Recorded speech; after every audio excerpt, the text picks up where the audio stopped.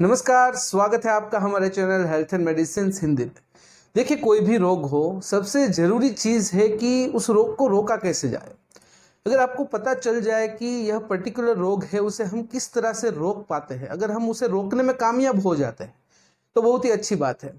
इसीलिए आज के वीडियो में मैं आपको रिंगवर्म को किस तरह से रोका जाए, यानी कि हाउ टू प्रिवेंट रिंगवर्म, यह चीज़ के बारे में बताऊंगा।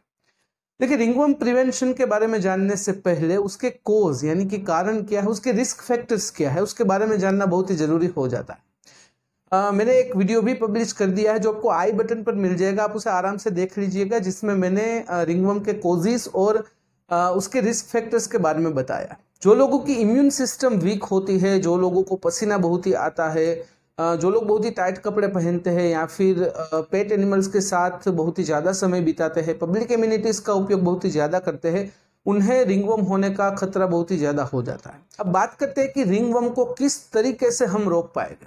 नंबर 1 है, अपने शरीर को स्वच्छ रखें।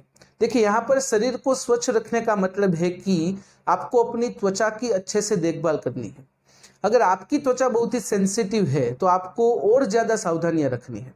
अगर आप कोई ऐसी जॉब के साथ या फिर ऐसे प्रोफेशन के साथ जुड़े हुए हो जहां पर आपको पसीना बहुत ही ज़्यादा आता है, तो आपको दिन में एटलीस्ट 2 बार तो नहाना ही है। अगर आप एथलीट हो, आप कोई स्पोर्ट एक्टिविटी के साथ जुड़े हुए हो, तो हर एक प्रैक्टिस सेशन के बाद या हर एक मैच के बाद आपको नहाना जरूरी हो जाता है। अगर आप स्पोर्ट्स गियर का उपयोग करते हो तो यह स्पोर्ट्स गियर को अपने तक ही सीमित रखना है, दूसरों के साथ शेयर भी नहीं करना है, और दूसरों के जो स्पोर्ट्स गियर होते हैं उन्हें भी आपको उपयोग में नहीं लेना है। आप अपने जो स्पोर्ट्स के यूनिफॉर्म है उसे भी आपको अच्छे से स्वच्छ रखना है। नंबर 2 है, अपने कपड़ों को स्वच्छ रखें।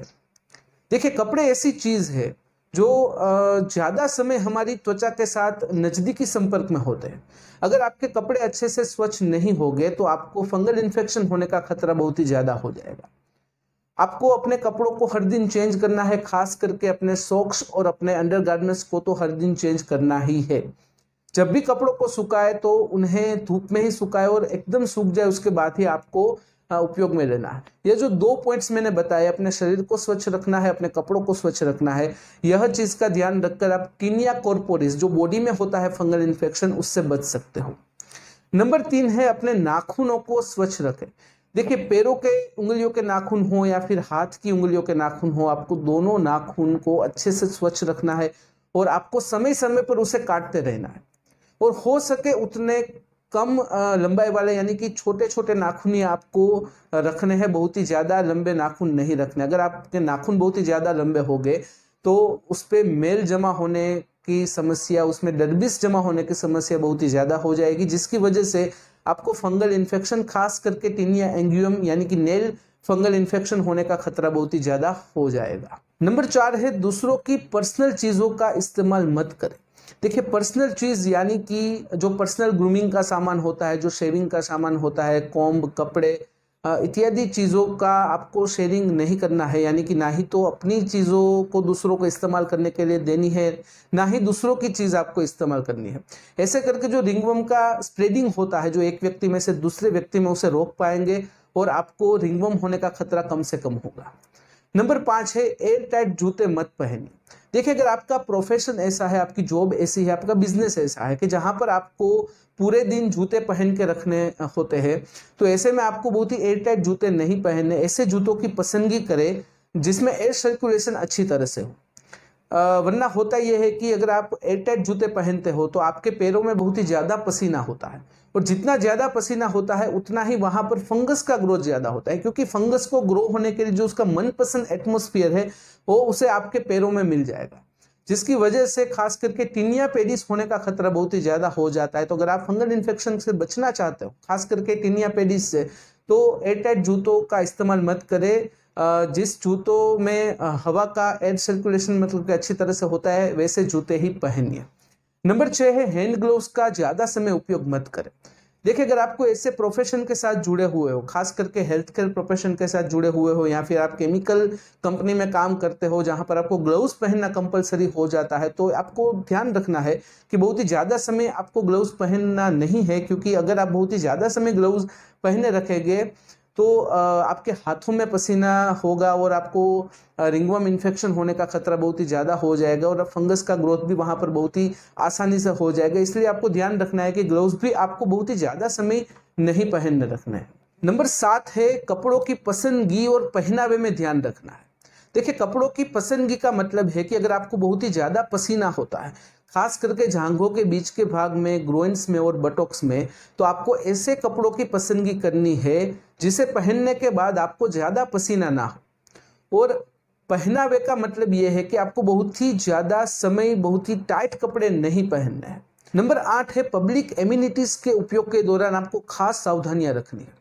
देखिए, पब्लिक एमिनिटीज़ जैसे कि urinal, toilets, bathroom, swimming pool, gymnasium इत्यादि, अगर आप ऐसी कोई पब्लिक एमिनिटीज़ का बहुत ही ज़्यादा इस्तेमाल करते हो तो इस्तेमाल के दौरान या फिर इस्तेमाल के बाद आपको कुछ बातों का ध्यान रखना है। जैसे कि अगर आप यूरिनल, टॉयलेट्स और बाथरूम का बहुत ही ज़्यादा इस्तेमाल करते हो तो ऐसी जगह पर आपको नंगे पैर कभी भी नहीं जाना है। ऐसी जगह पर आप अगर बाई चांस उसकी दीवारों को छू लेते हो तो उपयोग के बाद आपको अपने हाथों को अच्छी तरह से साबुन से साफ करना है। अगर आप बहुत ही ज़्यादा समय स्विमिंग पूल में बिताते हो तो हर एक सेशन के बाद आपको नहाना जरूरी हो जाता है। अगर आपकी स्किन बहुत ही सेंसिटिव है तो आपको पब्लिक एमिनिटीज़ का हो सके उतना कम ही इस्तेमाल करना है। अगर आपको क्लोरीन से एलर्जी है तो आपको स्विमिंग पूल का उपयोग भी नहीं करना है। अगर आप जिम्नाशियम का बहुत ही ज़्यादा उपयोग करते हो, जो पब्लिक एमिनिटीज़ वाले जो जिम्नाशियम होते हैं वहाँ पर अगर आप बहुत ही ज़्यादा जाते हो तो हर एक सेशन के बाद भी आपको नहाना जरूरी होता है। अगर यह सब चीज़ों का ध्यान रखते हो तो रिंगवर्म इन्फेक्शन होने के चांसेस बहुत ही कम हो जाते हैं। नंबर 9, अगर आपके घर में पेट एनिमल्स है तो आपको थोड़ी ज़्यादा सावधानियाँ रखनी है। देखिए, अगर आप अपने घर पर पेट एनिमल्स रखते हो और उसके साथ बहुत ही ज़्यादा समय बिताते हो तो हर एक समय बिताने के बाद आपको अपने हाथों को अच्छी तरह से साबुन से साफ करना है। हर ऐसी त्वचा जहाँ पर पेट एनिमल ने छुआ है उसे भी आपको अच्छी तरह से साफ रखनी है।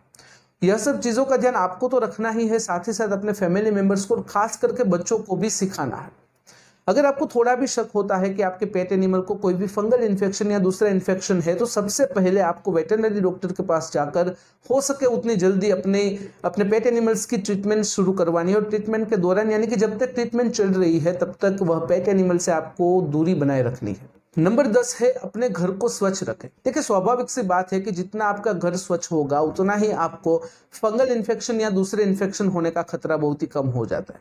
खास करके जो बेसमेंट होता है, जो अंधेरे कोने होते हैं, जो अनटच कोने होते हैं, करके अनटच भाग होता है, वहां पर मोल्ड और फंगस ग्रोथ ज्यादा होता है। तो अगर उस जगह को आप अच्छे से क्लीन रखते हो तो आपको फंगल इन्फेक्शन होने का खतरा बहुत ही कम हो जाता है। तो दोस्तों, यह थी 10 ऐसी चीज़ें जिसका ध्यान रखकर आप रिंगवर्म इन्फेक्शन को आसानी से रोक पाओगे। तो आज के वीडियो में बस इतना ही। आज का वीडियो ध्यान से देखने और सुनने के लिए आपका धन्यवाद। जय हिंद, जय भारत।